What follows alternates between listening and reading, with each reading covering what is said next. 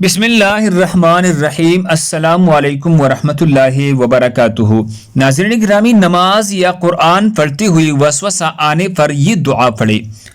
عثمان ابن ابی العاص رضی اللہ عنہ فرماتے ہیں کہ انہوں نے نبی صلی اللہ علیہ وسلم کی خدمت میں حاضر ہو کر عرض کیا، اے اللہ کی رسول صلی اللہ علیہ وسلم، شیطان میری نماز اور قرأت کے درمیان حائل ہوتا اور مجھ پر نماز میں شبہ ڈالتا ہے۔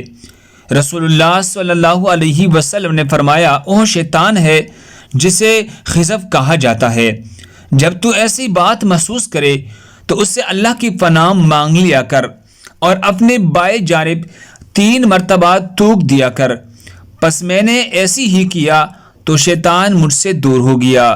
یہ کلمات پڑھے، اعوذ باللہ من الشیطان الرجیم، اعوذ باللہ من الشیطان الرجیم، میں اللہ کی پناہ میں آتا ہوں شیطان مردود سے۔ 3 مرتبہ اپنے بائیں طرف تھوکنے کا اشارہ کرے۔ صحیح مسلم حدیث 2203۔ اللہ ہم سب کو اس پر عمل کرنے کی توفیق عطا فرمائے۔ دوسری مسلمانوں کے فائدے کے لیے آگے ضرور شیئر کریں۔ مزید خوبصورت وظائف کے لیے ہمارے چینل کو سبسکرائب کریں۔ اللہ آپ کو جزائے خیر دے۔